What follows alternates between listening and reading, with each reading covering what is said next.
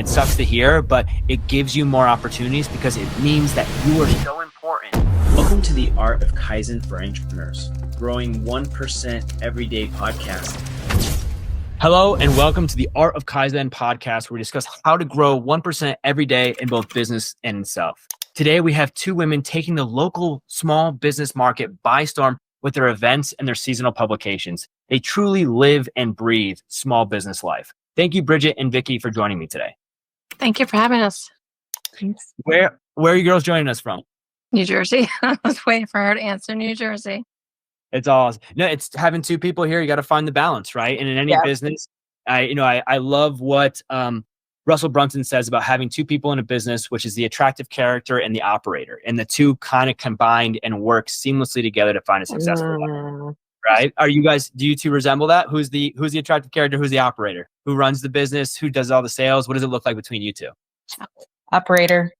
The character. And that's awesome. I absolutely love that. See how it fits. So give me a little background. Give me a little understanding. You guys are out there working with small businesses and help them grow, which is a very difficult market. As all of us marketers know, it's some of the hardest thing to actually support because of their budget, where they fit, and kind of their business structure. But you have found something that really promotes these small businesses. Can you tell me how this all started and really where this came from?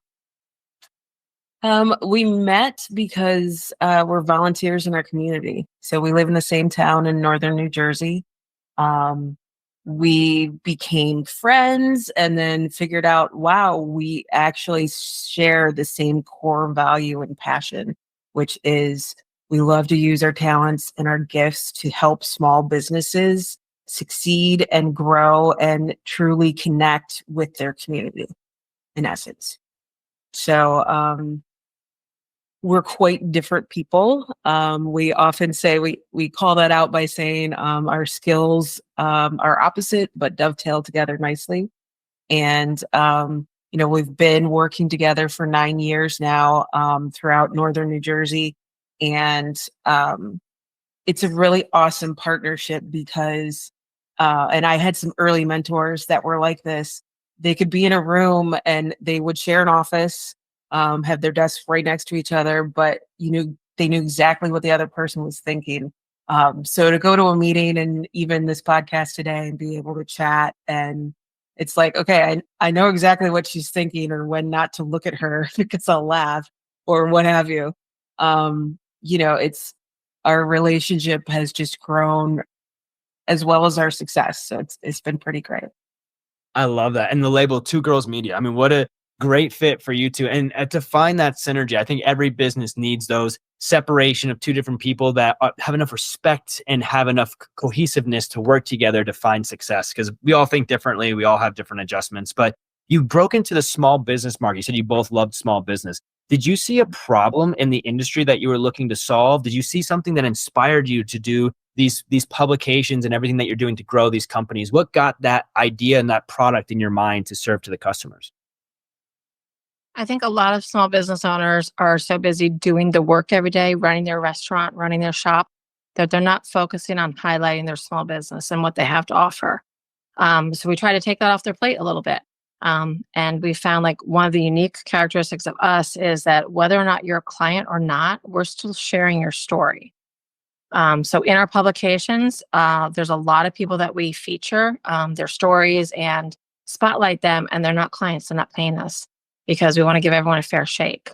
And I think that's part of what sets us apart from other places is that it's not all about the almighty dollar.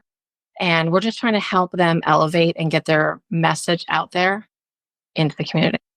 Mm-hmm. Oh, how amazing. I mean, really just to support businesses. And this is what small businesses need. I come from a mom and pop shop myself about 20 years ago. And it's very difficult. It's very, very difficult to run a business as well as do the marketing, especially when marketing in today's day and age changes every few weeks and trying to understand that ebb and flow. So you mentioned restaurants, you mentioned small businesses. Do you have an ideal business that really resonates from the service that you're giving? Who's the type of customer that if you can get them into your business, you can help them grow their company? I would say our ideal customer is someone that's really, really passionate about what they do, whether they've got a new idea or just something they want to try out, testing waters type thing. We are attracted to people that are really passionate And if you've got that passion, it makes the marketing so much easier, simply because it's all you have to do. Like, we know how to showcase that. We know how to share that with other people. Bridgette handles all of our social media, and she's a genius at networking and making those connections. And I think with the two of us together, my background's in advertising and marketing. I'm a graphic designer. I've done web design. We know different aspects of how to basically inexpensively and in a low time commitment way to just do simple things to get your business out there. So looking for business owners that are motivated about growing. It's definitely important. Some people put out a good service, some people develop a good business, but it is a lifetime practice to grow a company. And if you have motivation, it's much, much easier to find those little nicks and crannies where you can put the effort to actually bring in that revenue. And you girls are highlighting that. I absolutely love it. Bridgette, you mentioned one thing that was unique about your business, about giving back to companies that may not even be paying you, but you want to highlight them in your publication. Can you tell me a little bit about this publication and how it's unique, as well as your social media and your overall service, of the uniqueness that you have there compared to some of your competitors in the market? So our philosophy is always to highlight the community and the businesses that serve that community. But if we have something called the Denville Guide, it focuses on the town of Denville. And to call ourselves the Denville Guide, but only promote people that are paying us, seems very disingenuous, which is why we always share events that are going on that aren't related to us, clients that are having grand openings. We attend every ribbon cutting everywhere with the mayor. And we just want to spotlight all the businesses because we want the entire town to succeed. The mayor is very fond of saying, how the downtown goes, the town goes. If we have a successful downtown, the town prospers. So I think it's important to share everything and be very organic and have integrity about it, and not just people who are putting bills in our till. Entrepreneurs and people listening to this right now, how powerful is that? Someone that is actually there to support businesses and support a community, support the area, be there to help out not just the businesses so they grow, but the local consumers walking through the area that have a million questions of what's the best thing to do. And, in today's market where there's an Instagram post or a reel that exploits, 5 or 6 different restaurants that you think are the best, most of those are paid promotions, and people don't really know that. And Bridgette and Vicki here are putting together a system that has empathy and emotion that really helps out these local businesses and helps the consumers in the area. But as you said, Vicki, you guys have been doing this for some time, and developing something like this, especially when you have so much empathy and you really care, you definitely have to go through getting beat up a little bit and go through some trials and tribulations throughout the process. Can you highlight maybe one of the biggest problems or failures, and maybe a challenge that you two girls faced throughout your process that really has changed you and molded the company to what it is today? You want me to take this one? Sure. Okay. Very good timing. Good question. Yeah. So we're coming off the heels of a really big event this weekend. We threw a San Gennaro festival in town. The first festival in Morris County that's like this, and our first event for this type of genre particularly. We had our best guess is about 6,000 people that came. We had 62 vendors. And not only were the vendors successful, the downtown was successful because the crowds, it was in a very remote portion of our downtown, and the crowds spilled into downtown. And we had a lot of business owners downtown that were very happy, like they weren't answering their phones, the restaurants, because it was a 1 hour wait for seating and they were closing the door and not taking more customers. So it was a trickle down effect for success for everyone in the community, which is what we love to see. But we found the larger we get, the more the haters come out for us, and they don't like to see people succeed. And the people that have the biggest mouths online are the ones that are gunning for us. And, we can have 6,000 people that are happy with us. There's 50 on Facebook that are like coming for our families. So that's been hard for us. And it sucks the oxygen out of a joyous occasion. Like, we know the community was very happy with us. The mayor was happy. We feel like we did our job, but we get distracted by the keyboard warriors that are like, this was awful. The crowds were terrible. I'm like, our job is to bring the crowds. Right. But it's hard not to get sucked up by the couple complainers and not focus on how many people we were able to make happy that day. I couldn't imagine how many people listening right now actually resonate with that. Every company that goes through a strong growth cycle, that really tries to help people, that really puts their soul and heart out there into the world. For some reason, there's always a kid on Facebook or Instagram that wants to complain about it. And it's crazy to see. And this is just a little bit of advice for both of you as well as any of the listeners. Social media does not know the difference between a negative and a positive comment, but a negative comment is a polling comment. So as a business owner, we faced this really, really bad about 2 or 3 years ago when we tried to open up ourselves and be very empathetic to the world as our agency at Kaizen, that people were just hating on us for no reason. And I had one employee that changed everything for us. They said, why don't we take the Wendy's ideology? Why don't we take the haters and use that to make more comments on our social media, to fight against them in the comments, so that all of these algorithms just see comments. So it increases the social proof. And the next thing you know, you'll have those 6,000 people that love you commenting back on that hater to support you. And I promise you that will bring so much oxygen back into the process. It sucks right now. You feel it because you're trying real hard and it feels like someone's just stabbing you in the back for no reason.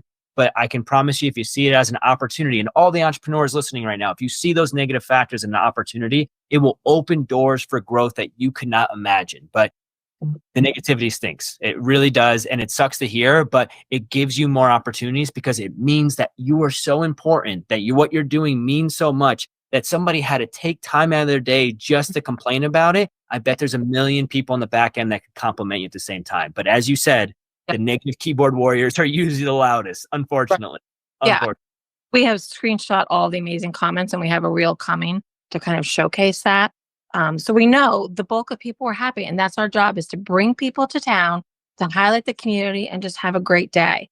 So like today's day 4 after the festival. So we've decided to just turn it off. We're not listening to it anymore. And we had other towns approach us to do the same type of festival or other festivals in the area, which is amazing. That's what we want to do. It's just a concerted effort to turn down the volume on the noise. Love that. Love that. And I promise, if you guys are bringing 6,000 people to an event, you're going to find amazing positivity as you move forward, especially, as you said, extremely successful event. The only complaints could come on social media afterwards, but I bet as you were walking around, those 6,000 people had smiles on their faces and were enjoying the event immensely. Let's pivot into the future a little bit, because what you two girls are doing is something that is a little bit of older sense of marketing. This is a print-based publication, correct? Yes. Right? So you're still doing print-based advertising and being very successful with it, combined with the social media that you're doing, Bridgette, but you're still leaning into that physical-based advertising. So I'm curious, do you guys see that continue to be successful for the next 5 to 10 years to come? Do you believe that there's some new technology that can replace what you're doing on the physical side? Or how do you see your world of working with small businesses and actually engaging with the community and making them engaging, adapting to AI and new technology, potentially VR and AR, in the next 5 to 10 years? So I don't think we consider ourselves in the print advertising or in the publication world. We see ourselves in the connection world. What we love to do is to connect, and particularly since the pandemic and as more and more technology comes into play, people still crave connection, whether it can be in person in a great community event. We love physical books. That is why we do print publications. And I still think, it definitely still has its place. There's, I don't want to call it nostalgia, but there's a great feeling when you could just pick up something and you're like, I know this person. Now there's an article about them. It's filled with interesting things. Our publication is pretty heavily supported by our social media. So again, that's more of the connecting part of it. But, while we've been together, I think we've had major pivots in our business 2 different times. We just got into large scale events this year. And that was a decision to only do the things that we like to do. So we said, look, we've got this great network of publications. At one point, we were publishing 7 different guides at the same time. And we've since condensed that down into a county-wide guide. which is so much more fun to do because now we can reach even more people. And in conjunction with our community events, I think we just look for those opportunities to help small businesses connect, whether it's charitable or, through the advertising vehicles that we provide. That's what we'll continue to do. So if you ask us where we'll be in 5 or 10 years, we're going to keep changing it up. So we don't have any firm plans, and we can't wait to see where we wind up. And going with what you love. You can see the emotion, you can see the empathy come through. You two definitely enjoy what you do. And I hope that energy, that positive energy comes flowing back into you, and you guys are excited for the next event to come and the next publication, because sitting in my seat, listening to you two, you have something incredible. You really do. Bringing together communities, bringing together small businesses is very, very difficult. And if you're doing that to an excess of a 6,000 person event off your first event, you're in a very, very beautiful position. Amazing. So I have a question for you. This is one of my favorite questions of the podcast, and I want to ask both of you separately. And I know this wasn't on my landing page, so this is going to be a little bit of a new one for you, but I think you two, you're on top of the market. You'll be able to answer this for me. Have you ever heard the term Kaizen? Oh, okay. Vicki hasn't. Bridgette has. Kaizen, for the listeners out there, is a Japanese business philosophy that means 1% improvement in both self and business every single day. This is coming from either studying, this is connecting with people, this is developing a social circle, but your personal efforts to increase who you are by at least 1% on a daily basis. So my question, and I'd love to start off with you, Bridgette, and then we can go to Vicki. What do you do to find your Kaizen? What do you do? Are you studying books? Are you listening to podcasts? Are you connecting with that local community regularly? What do you do to find that constant improvement in your business as well as yourself throughout your processes? Read a lot. And most of the genres that I read are business books, particularly the biographies, how Amazon got started, how Starbucks got started. I love just getting inspired by other people who started literally with the door desk that Jeff Bezos had at Amazon, and just like, look what he did with having a desk made out of a door. So I read a lot to kind of just get inspired by it. I also think that the balance is good. Like, we're lucky with our business that we can be home at 2:30 when the kids come home. And I think that helps push us forward in the mental health part of this business. Like, having days that we're torn down, like, we can just go and get some water therapy and go find a waterfall and grab some coffee. And I think tapping into, like, we have adventure days, and I think tapping into things like that pushes us forward with the 1%. Oh, Bridgette, I love that. I mean, a combination of continuous studying and always being a student, combined with making sure you take care of the mental health, which so many people neglect, right? They really don't understand that if your mind is cluttered and you cannot think properly, you can get stuff done, but you cannot be innovative. You can't be new. You can't think of new concepts. So, Bridgette, I love it. How about you, Vicki? How do you find your Kaizen? Usually I go with Bridgette. I would say I would reiterate what she said. And I don't read the business type of things, but I'm constantly looking for inspiration in things. And I think that's really important. Like, what's out there? What are people doing? What can spark an idea?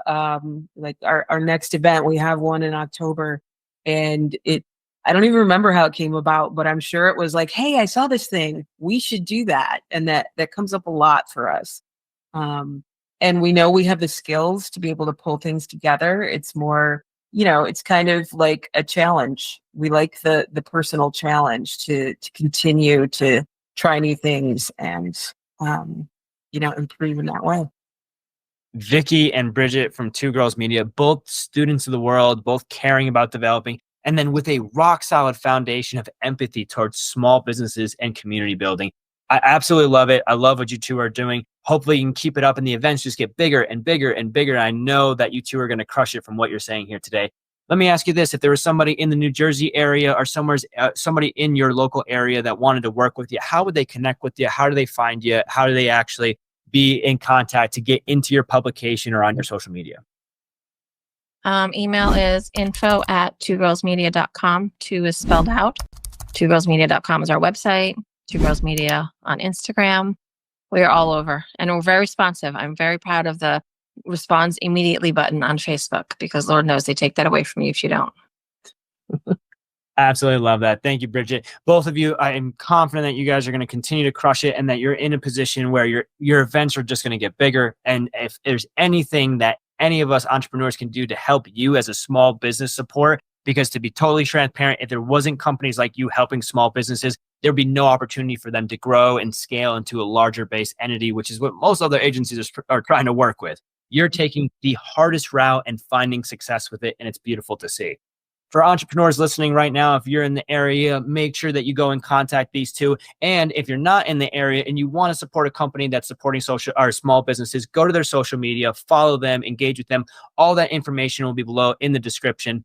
You two, Vicki and Bridgette from Two Girls Media, thank you so much for your time. I appreciate it. For the listeners out there, if you finished this video, make sure you like, comment, and subscribe, and we'll see you on the next one.